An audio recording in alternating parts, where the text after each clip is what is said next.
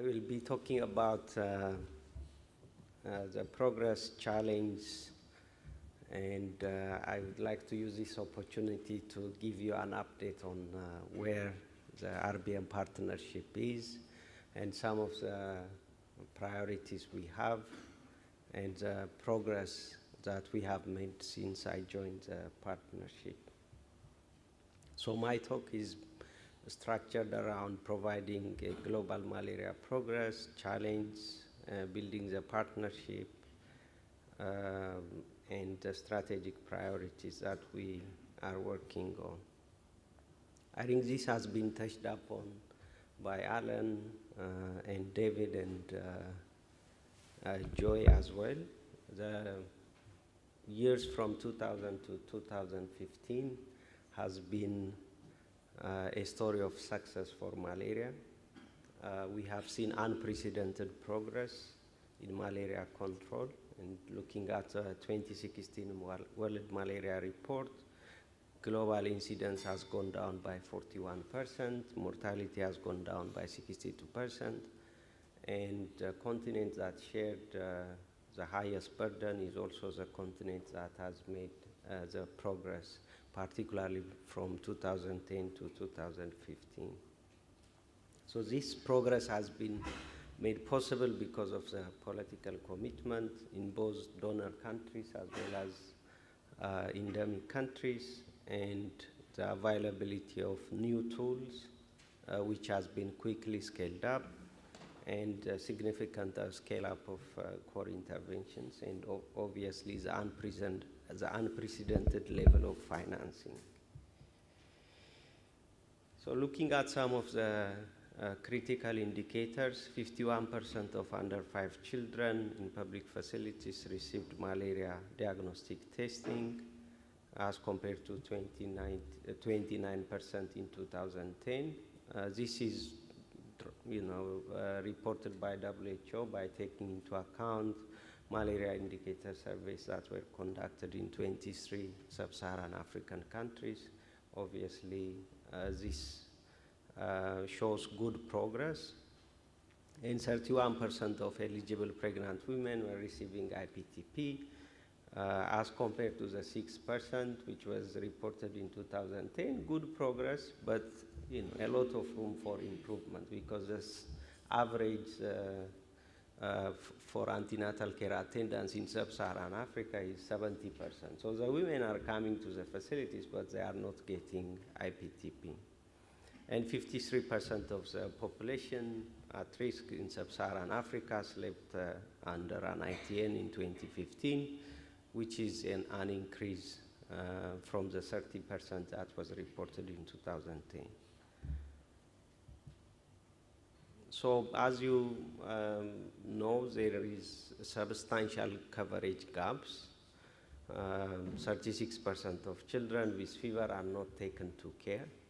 So unless this is addressed, we may not be able to meet our targets. Generally speaking, the world is off track in meeting the 2020 milestones, particularly for control, and we need to address gaps like this. 69% of pregnant women are not getting the 3 doses of IPTP.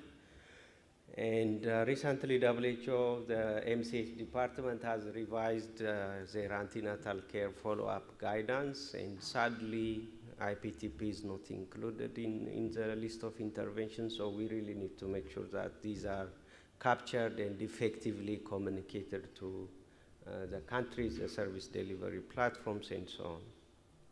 And 36% of the population are not also covered by either ITN or IRS, and this also calls for, again, significant investment in expanding access to these interventions.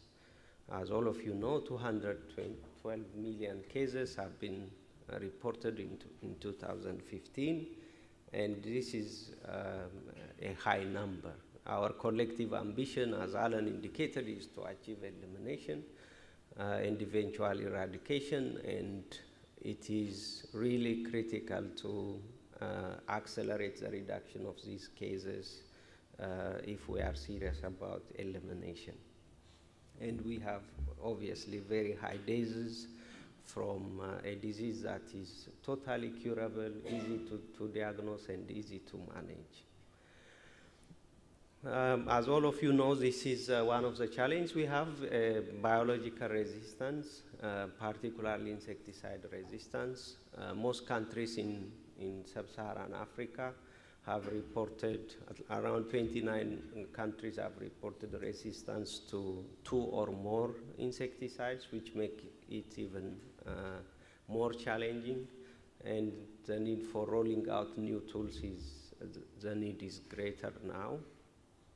Obviously, the other regions have also reported some degree of insecticide resistance. The region that has reported the least is the European region, which has become malaria-free a couple of years ago. The other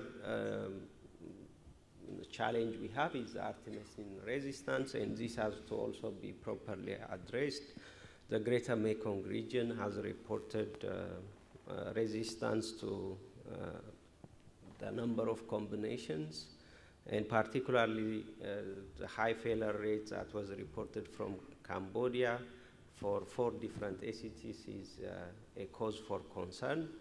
And the work towards eliminating malaria from this region will be significant because, imagine if artemisinin resistance is widely reported in Africa, all the gains we have made could easily be wiped out. And we are a few years away from having an alternate effective medicine. So dealing with artemisinin resistance in the Greater Mekong region is going to be, has to be the priority for all involved.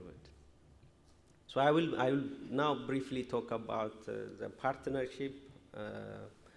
As you know, RBM Partnership was established in 1998, and it has evolved over time in alignment with the need of the time. The first 5 years focused on making sure that the malaria community agree on core interventions and proper advocacy is done, new financing tools had to be established, and so on. So the RBM Partnership has really played a central role as it predates the Global Fund, the World Bank malaria booster programs, and other financing mechanisms. So every 5 years, the partnership has been looking at ways of making itself relevant and bringing all the partners together to collectively address malaria issues throughout the world.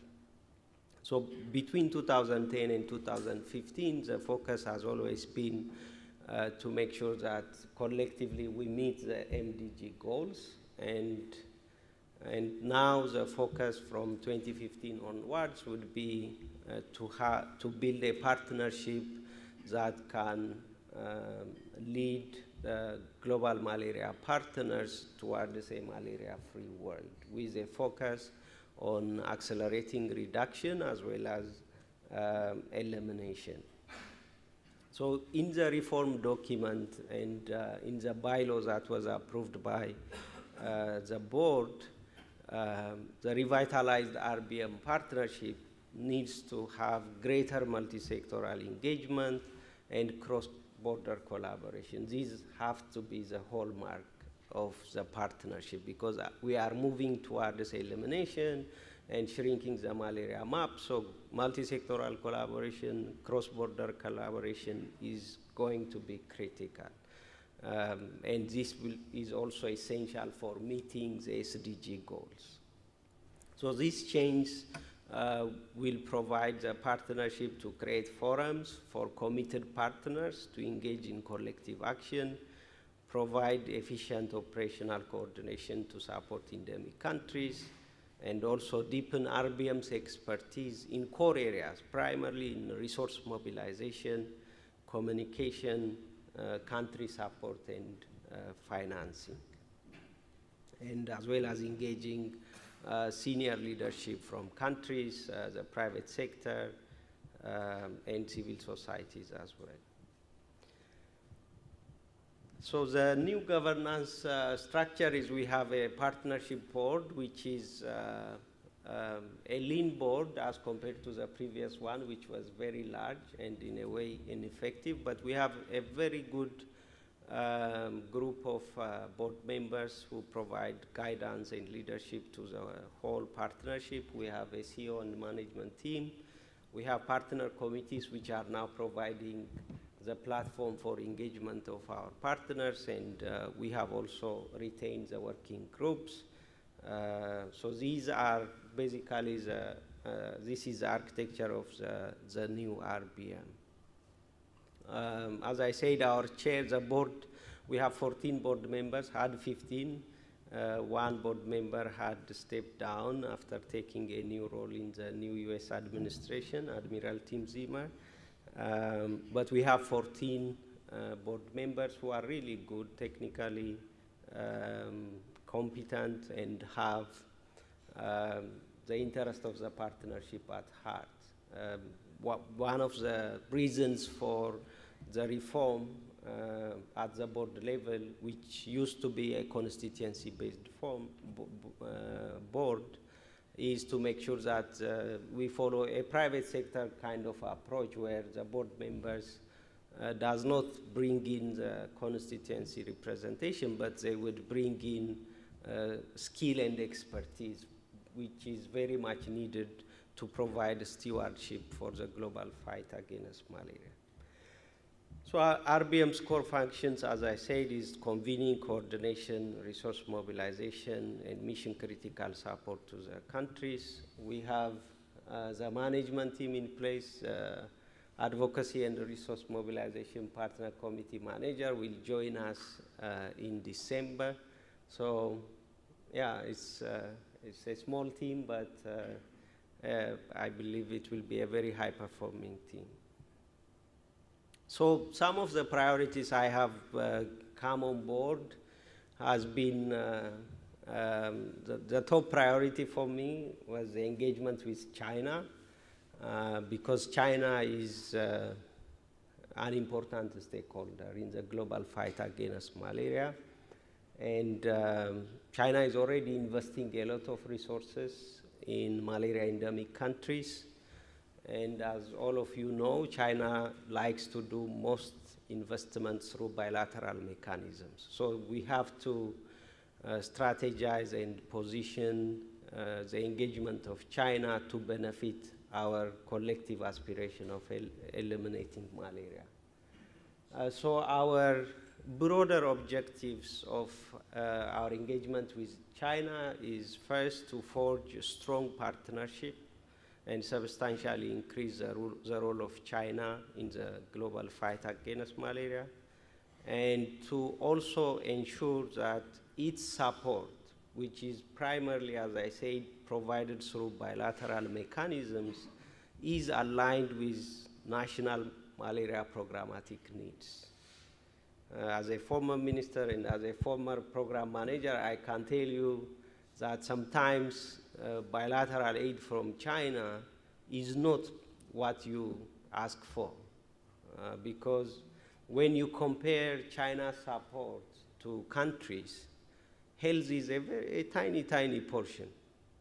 And when you look at malaria, it is even a smaller fraction of that aid package.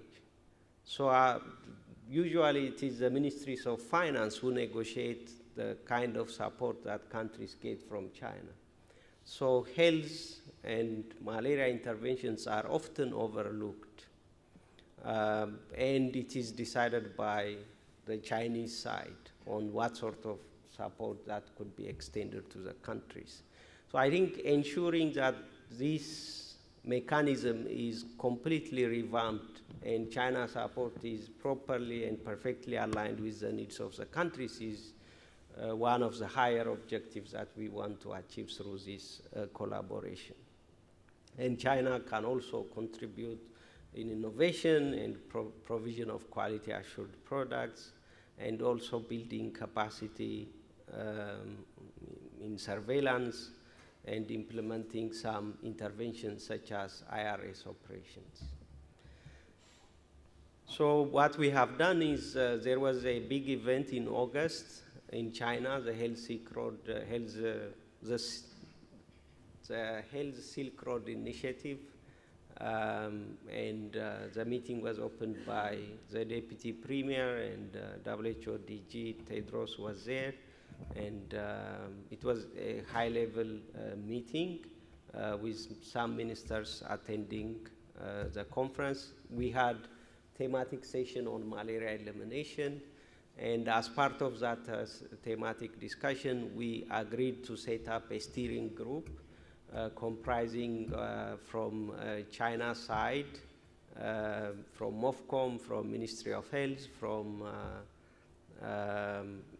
university and academic research institutions, and we have also included the Gates Foundation because it has already a very good relationship with the China side, and we have included the RBM team. These were some of the participants of the meeting, not the steering group members, but the participants of the elimination, the speakers at the elimination thematic discussion.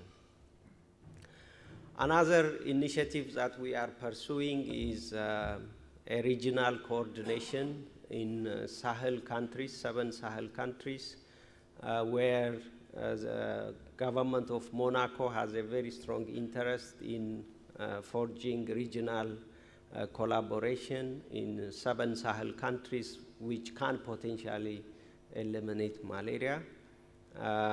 Obviously, in 2013, in Mauritania, there was this declaration which calls for accelerated progress toward this malaria control and elimination in the region. So we are building on that and pushing for establishment of an effective Sahel Initiative, S7. Other key moments we have used is World Health Assembly. We had a side event to introduce priorities of the new RBM. We had a regional meeting in Afro where we had many of the ministers attending the event. We had a high-level event at UN General Assembly where we had 3 heads of states attending the side event. And in Seattle, we had also our board chair that participated in partnership sessions. We had received new grants from the Global Fund, $2.6 million to support the work of the country and regional support. We have also received $5 million from UAE. So among the 3 partner committees that we have, the country and regional support partner committee has really emphasized on providing support to countries that benefit from the Global Fund resources.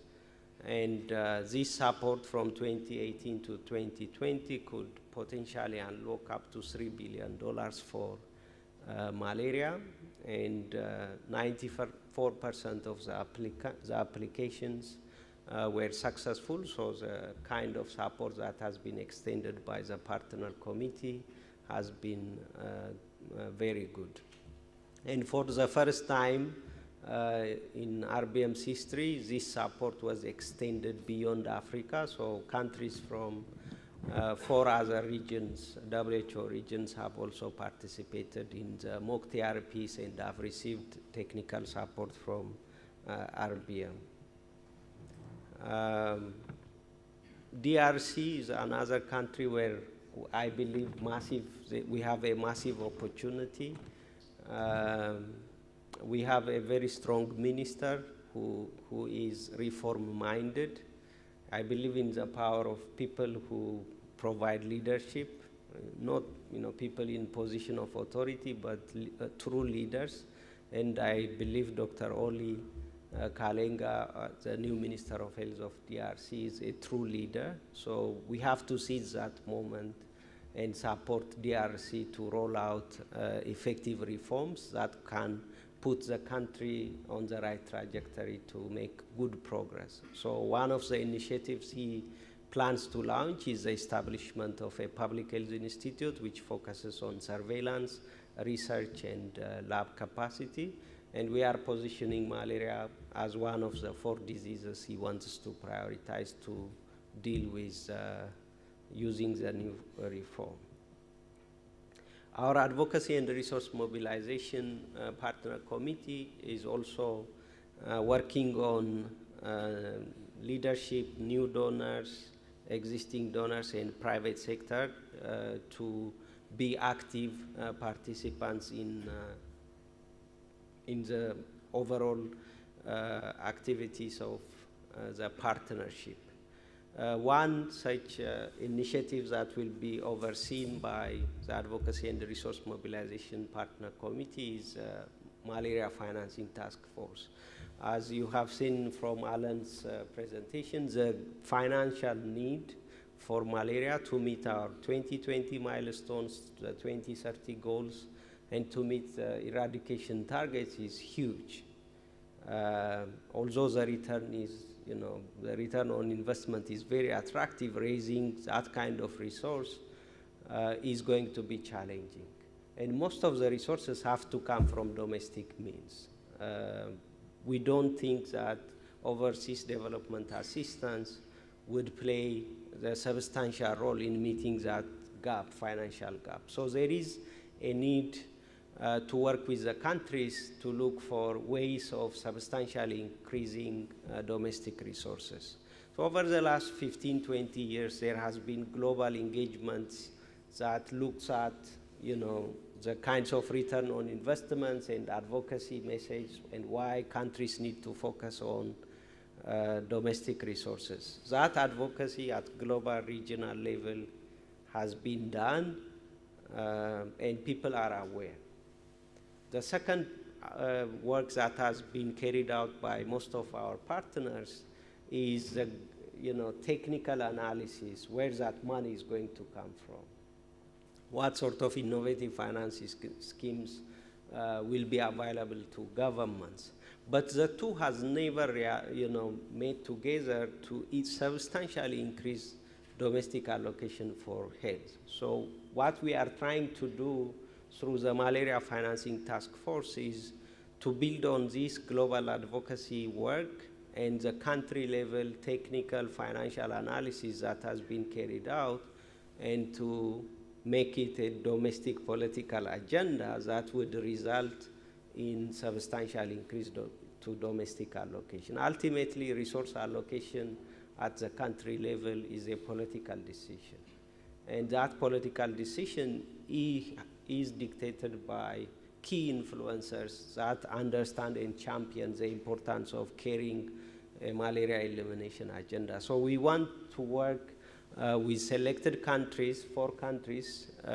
In the beginning, we probably would add 1 or 2 in the first wave to demonstrate a new approach that would result actually in substantial increase in domestic allocation.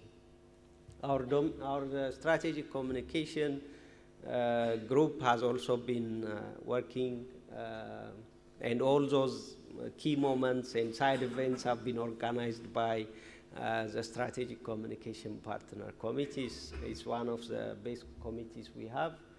And we have also gone through a branding exercise. So we have a new logo, a new brand that focuses on the mission, which is to end malaria. And it also retains the legacy, which is RBM.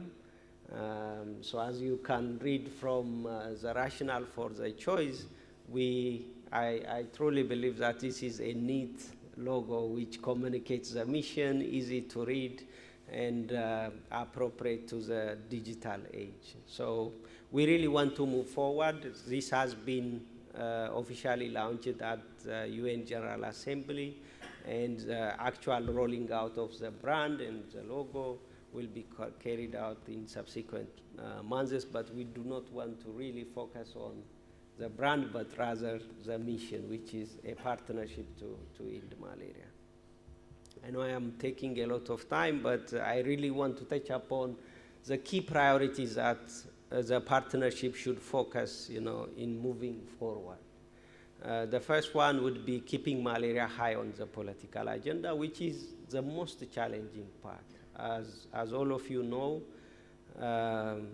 when you make substantial progress, the chance that, that success would result in complacency, that success would result in, putting malaria down in the priority list is very high.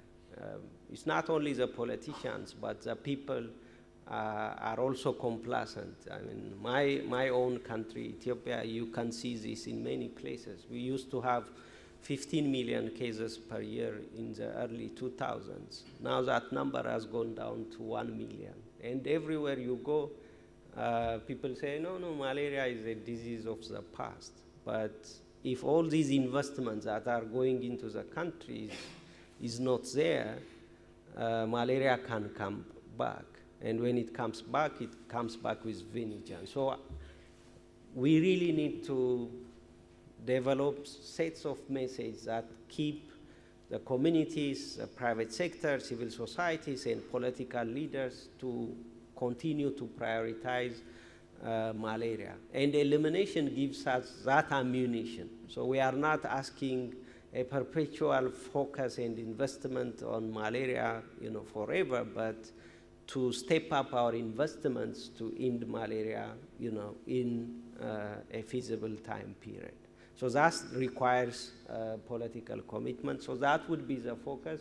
We will deploy a number of initiatives to make sure that this is achieved. Obviously, we build upon the work of most of our partners.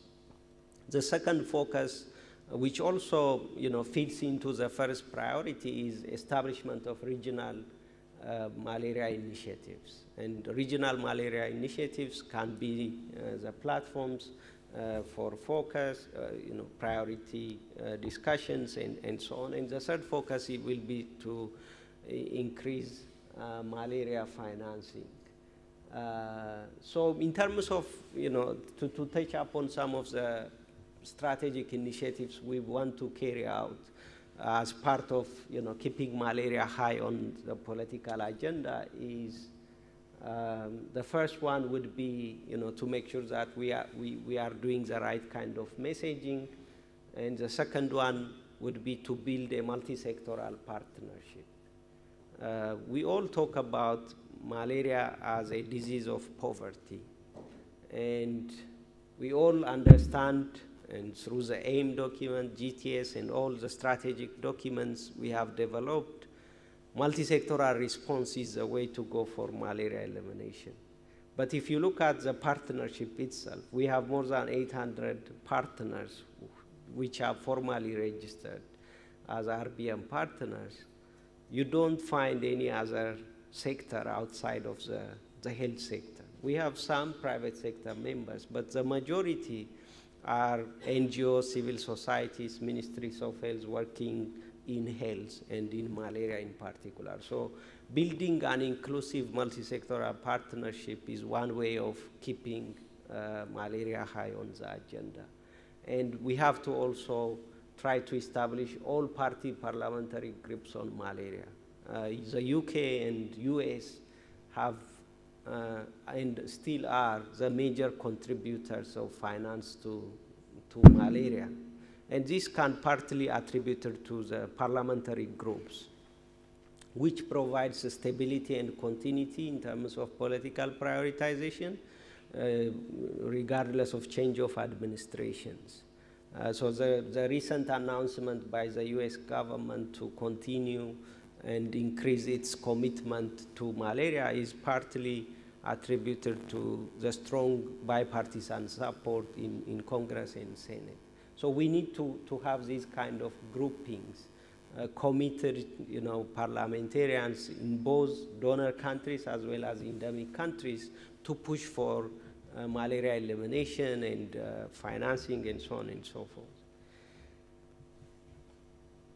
The regional initiatives, it's really important, and we have started the initial discussions with the 5 regional economic communities with ALMA, and we have Joyce Joyce staff at ALMA as part of the discussion on the margins of the African Union in Addis.